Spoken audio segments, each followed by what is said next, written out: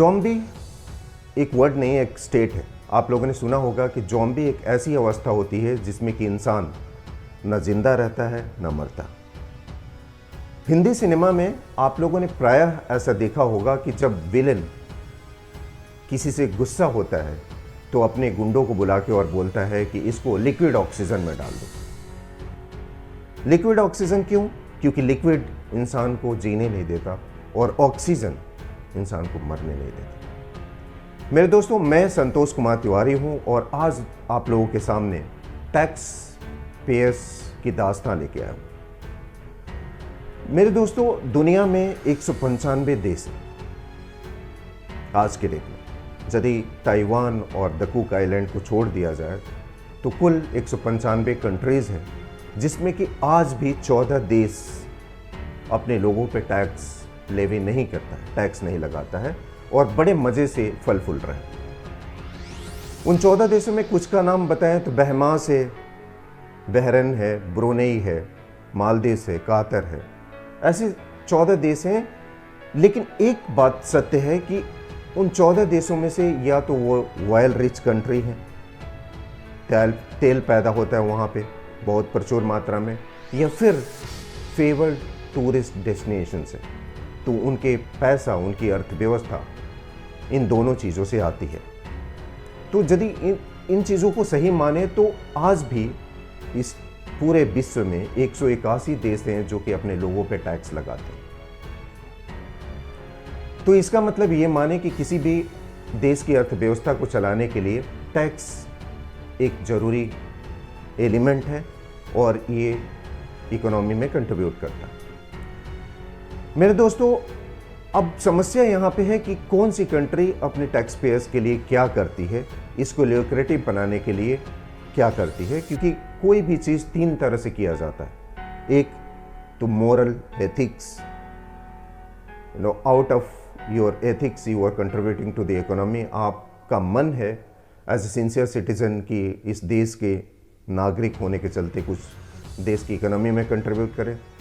दूसरा कि फोर्स किया जाता है, और तीसरा कि इन दोनों चीज़ों के साथ इसको अट्रैक्टिव बनाया जाता है, इसको एनकरेज किया जाता है, प्रोत्साहित किया जाता है।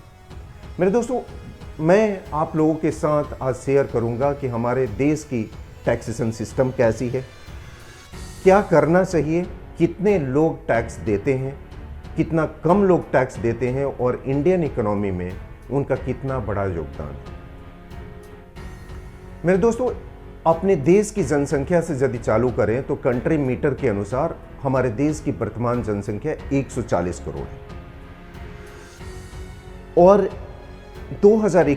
17 दिसंबर 2021 को गवर्नमेंट की एक प्रेस रिलीज हुई थी जिसमें ये रिवील किया गया था, ये खुलासा किया गया था कि एज ऑन 16 दिसंबर 2021 तक हमारे देश में 6.2 करोड़ 6 करोड़ 20 लाख लोग टैक्स दिए हैं।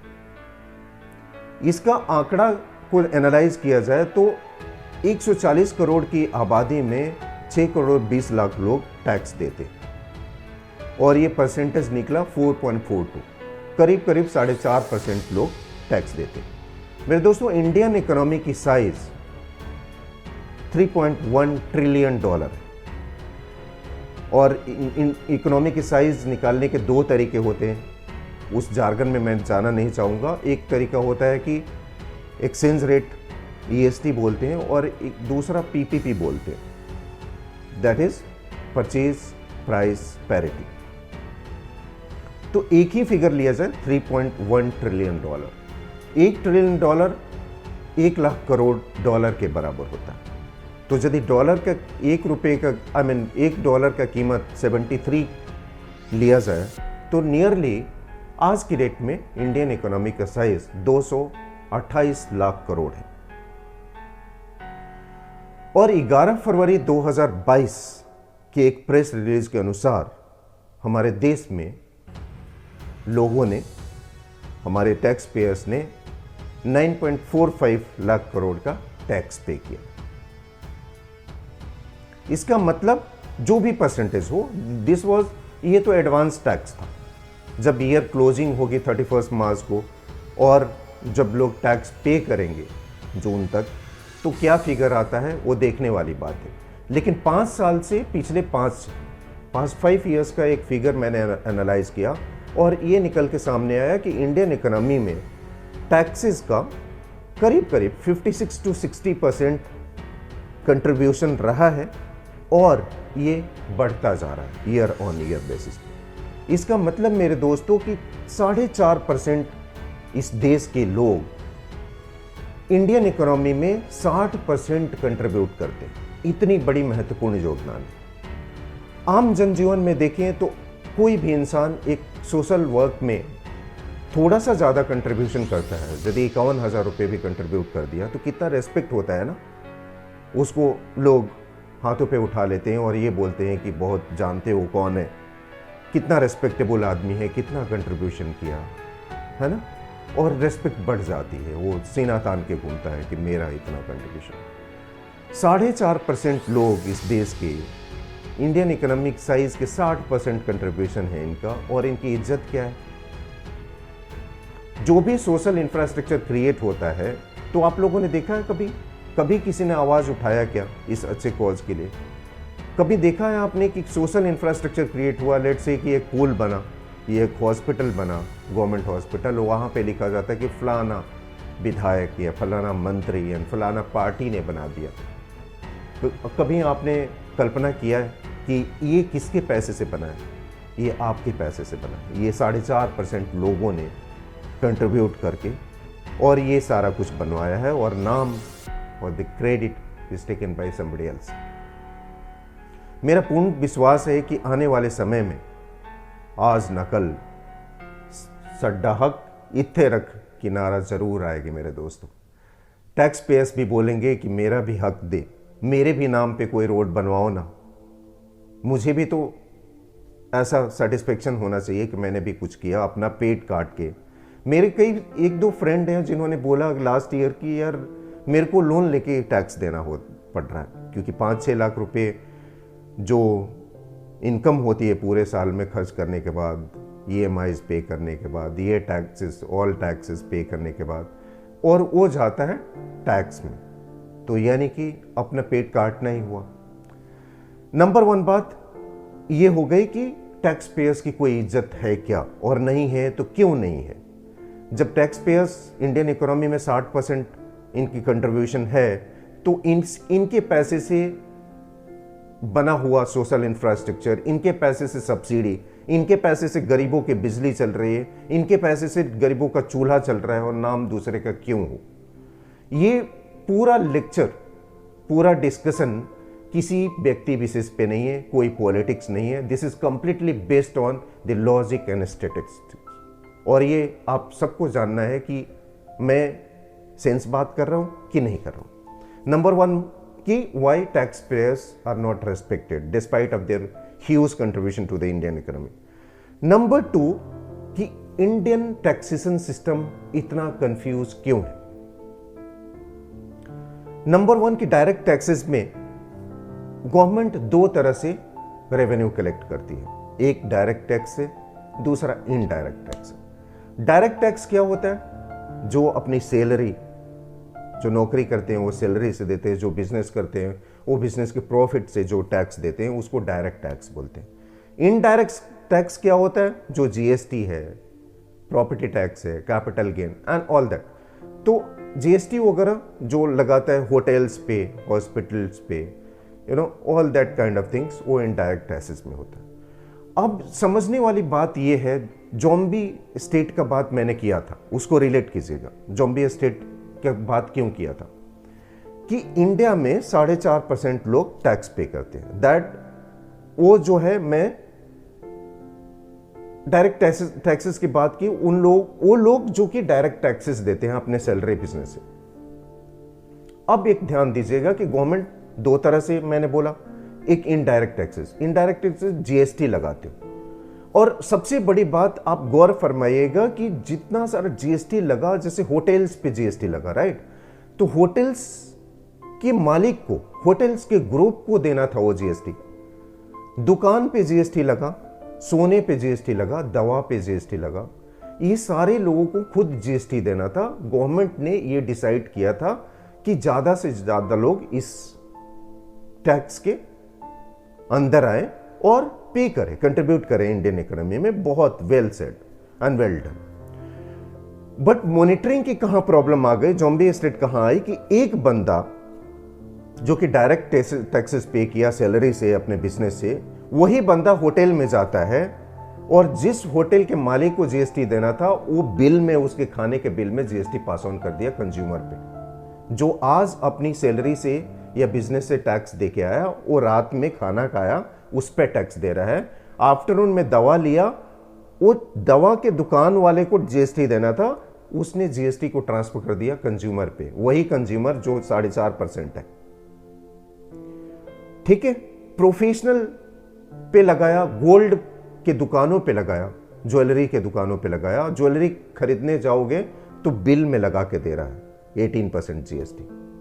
प्रोफेशनल्स पे लगाया कि भाई आप भी तो टैक्स दो, कमा रहे हो, नहीं देगा वो प्रोफेशन के साथ 1500 रुपये में जीएसटी लगा दिया और जहां भी अपना सर्विसेज दे रहा है उससे ले रहा है। इसका मतलब क्या है, ज़ॉम्बी स्टेट क्या है कि ये 4.5% लोग अपने इनकम का 30% या 20% स्लैब में नहीं दे रहे हैं, ये 50% 60% अपने इनकम का दे रहे हैं। और वो आपके सामने मैं बयान कर दिया कि गवर्नमेंट ने, ये अथॉरिटीज ने जिसको जिसको टैक्स लगाया उसने दिल खोल के, सीना तान के वो कहता है कि भैया गवर्नमेंट ने जीएसटी लगाया है, अब जीएसटी आप देंगे।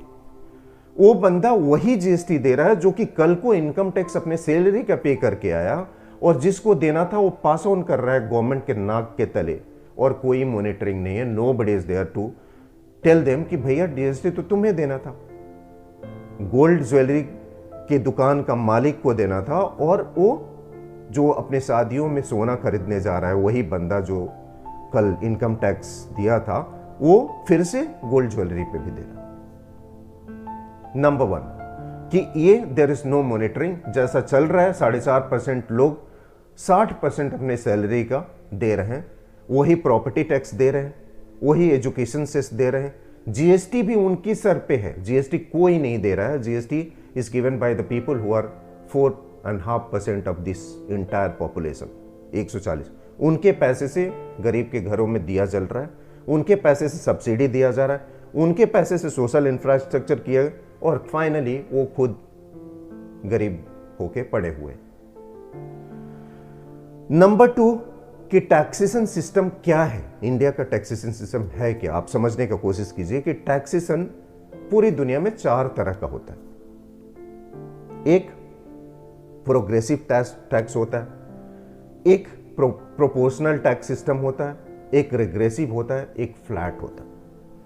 अब इन सारी चीजों को मैं बताऊंगा तो काफी लंबा हो जाएगा, लेकिन छोटी छोटी चीजें आपके समझने के लिए ये बता दूं कि प्रोग्रेसिव टैक्स वो होता है, इसको बोला जाता है कि बड़ा ही जस्टिफाइड स्लैब है, टैक्स सिस्टम है। क्यों जस्टिफाइड है कि गवर्नमेंट ने बनाया कि भाई 0 to 5 लाख तक नहीं लेंगे टैक्स। किसी का 10 लाख रुपए इनकम है तो 5 to 10 के फिगर में जो आएगा उस पे टैक्स लेंगे, 10 to 20 के फिगर में आएगा उसमें 20% लेंगे, 20 to 30 and all that kind of thing. I may not be right on the slab side because मेरे पास अभी चार्ट नहीं है कि किसमें कितना स्लैब होता है। बस आपको समझाने के लिए कि स्लैब सिस्टम को प्रोग्रेसिव टैक्स बोला जाता है, और पूरी दुनिया में ये बोलते हैं कि ये जो स्लैब सिस्टम है progressive tax, it's very justified. अब देखिए, मैं मान लिया जस्टिफाइड है, लेकिन इंडिया में कौन सा टैक्स सिस्टम है ये आपको पता नहीं है। क्यों नहीं पता है? आप जब टैक्स देने जाते हो, 4.5% लोग 140 करोड़ जनता में जब टैक्स देते हैं वो प्रोग्रेसिव टैक्स देते हैं, फाइन। जब टीवी खरीदने जाते हैं तो उनको फ्लैट क्या लग रहा है? 18% लग रहा है। क्या है वो? प्रोपोर्शनल है कि फ्लैट सिस्टम है? वहां पे भी स्लैब कर दो भैया। और फिर आपको जब गरीबी से ऊपर उठाना था लोगों को टैक्स बचाने के लिए, एक रिमार्केबल बात यह भी है कि आप टैक्स 5 लाख से नीचे क्यों नहीं लगा रहे हो कि उसको खाने के लिए, उसको प्रोग्रेस करने के लिए चाहिए। Very fine. क्यों केवल टैक्स देने की बात आती है? वो जब टीवी खरीदता है, दवा खरीदता है, होटल में जाता है, या अपने बच्चे को एजुकेशन के बुक्स खरीदता है, या what ever is the material essentials है उसके, तो वहां पे भी तो जाके 18% देता है। वहां पे कोई स्लैब नहीं है गरीबों के लिए, या तो वहां पे भी होना चाहिए। गरीबों को वहां पे भी बचाओ, और नहीं तो दोनों चीज को छोड़ो, फ्लैट कर दो सारे पे, कि जो जितना कमाएगा उसका 20 पैसे। कुछ कंट्री ऐसे भी हैं जिन्होंने ऐसी व्यवस्थाएं कर रखा है कि भाई मुझे 20% चाहिए, 100 रुपए कमाते हो 20 रुपए लूंगा, 20 रुपए देंगे, आपका एजुकेशन, बच्चे का एजुकेशन फ्री होगा, घर फ्री होगा, मेडिकल सर्विसेज फ्री होगा। आप बताइए कि कितना अच्छा होता कि एक बंदा 500 रुपए पर डे कमाता है, या पर मंथ कमाता है, या 2 लाख रुपए कमाता है, 20,000 रुपए उसने दे दिया गवर्नमेंट को, उसके बदले में उसको एजुकेशन, बच्चे का एजुकेशन फ्री मिल रहा है, सेहत की सर्विसेज जो है, मेडिकल सर्विसेज फ्री मिल रहे हैं, तो फिर करना क्या है? 4,80,000 रुपीज है ना, 1,80,000 रुपीज उसके पास है, इसमें खाएगा 20,000 में। क्योंकि मोस्ट ऑफ टाइम होता क्या है कि इंसान की केवल खाना में नहीं जाता, बाकी सारे सर्विसेज में, हॉस्पिटल में, रहने की व्यवस्थाओं में, घर में, बच्चों के एजुकेशन में, और सारी चीज़ों में, मेडिकल सर्विसेज में जाती है। यदि ये आश्वस्त कर दें, ये 4.4% क्यों भैया, 100 करोड़ लोगों से लो ना, 40 करोड़ का मे बी एज कम होगा, 18 ईयर्स से ऊपर के लोगों को 100 करोड़ लोगों से लो, और सारे को जितने सारे टैक्सेस की व्यवस्थाएं हैं, आई मीन इसको फ्लैट कर दो, 20% लेना है आपको, हॉस्पिटल के लिए कोई बिल नहीं, आपको बच्चे के एजुकेशन के लिए ऐसी कुछ व्यवस्थाएं करें।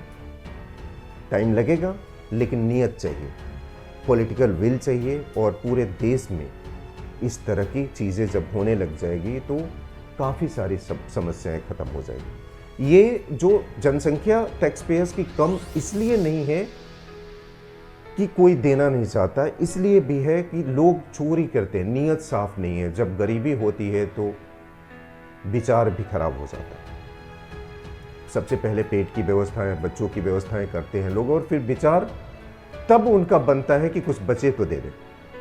सब लोग चोरी करने के फिर में ये रहते हैं कि उसी पैसे से उनको एजुकेशन कराना है, उसी पैसे से हॉस्पिटल कराना है। यदि एक बारी सारे लोग उनको ये पता चल जाए कि ये टैक्स देने के बाद मेरा ये फ्री हो जाएगा, तो शायद ये व्यवस्थाएं सुधर जाएगी और नंबर ऑफ टैक्स पेयर्स भी ज़्यादा हो जाएंगे। ये तो एक बात हो गई। नंबर 2 कि जब डायरेक्ट टैक्सेस के अंतर्गत आप 4.5% लोगों को अपने इंडियन इकोनॉमी में 60% कंट्रीब्यूशन कराते हैं, तो फिर उसकी भी कुछ व्यवस्था क्यों नहीं है? क्यों देगा वो 18% जीएसटी भी? क्यों? Why there is no monitoring agency क्यों नहीं है कि ये जीएसटी जिस पे लगाया गया वो जीएसटी खुलेआम हर दिन में भी टैक्स अथॉरिटीज पे भी जीएसटी लगता होगा, क्यों नहीं कोई बोल रहा?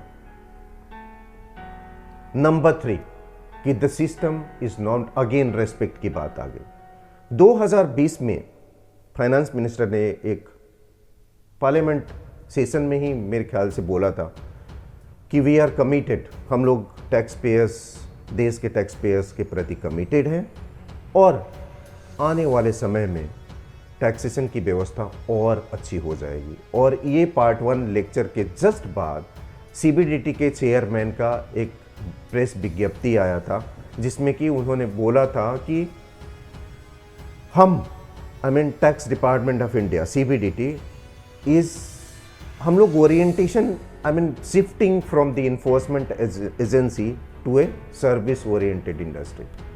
कितना वार्म मैसेज था टैक्स पेयर्स के लिए, बहुत वार्म मैसेज था कि हमारा इंडिया का टैक्सेशन अथॉरिटी एक सर्विस इंडस्ट्री बन रही है, लोगों को फैसिलिटेट करेगी, उनकी जितनी सारी appellant authority, I mean reclaim से, री अपील से, उस पर ध्यान रखा जाएगा और चीज़ें अच्छी हो जाएगी। लेकिन फाइनेंस मिनिस्टर ने पार्ट 2 में, अपने स्पीच के पार्ट 2 में